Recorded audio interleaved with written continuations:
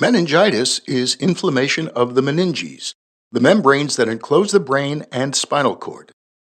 The meninges consists of three layers: dura, arachnoid, and pia mater. Between the arachnoid and pia mater is the subarachnoid space containing blood vessels that supply the brain.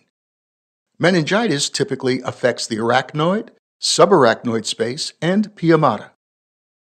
Meningitis can be caused by a large number of various organisms. Different age groups are susceptible to different causative agents. In the majority of cases, the offending organism originates from an infection elsewhere in the body and gets to the central nervous system by several ways.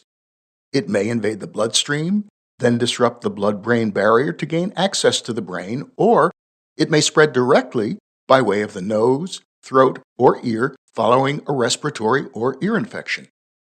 Some organisms can reach the brain by traveling along olfactory or peripheral nerves.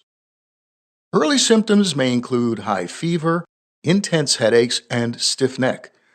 Patients may also experience altered mental status, such as drowsiness, confusion, and delirium. If left untreated, infection may spread to the underlying brain tissue, causing loss of sensory and motor functions, coma, or even death.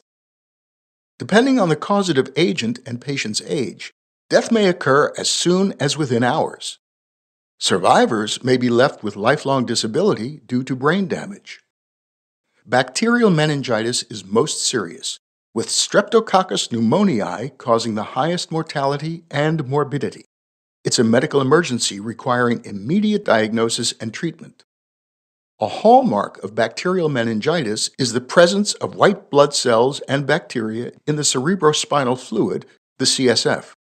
Samples of the CSF can be obtained by making a lumbar puncture in a spinal tap procedure. Meningitis with a negative microbiologic workup is known as aseptic meningitis and is most commonly caused by a virus. Most cases of viral meningitis are milder and self-limited. Treatment for bacterial meningitis includes prompt initiation of empiric antibiotic therapy, followed by directed antibiotic therapy once the pathogen is identified. Steroids, such as dexamethasone, are used to reduce inflammation. Patients must be closely monitored and treated for systemic and neurologic complications. Viral meningitis may be treated with antiviral therapy if available. There are also specific treatments for fungal and parasitic meningitis. Several vaccines are available for protection against most common types of meningitis.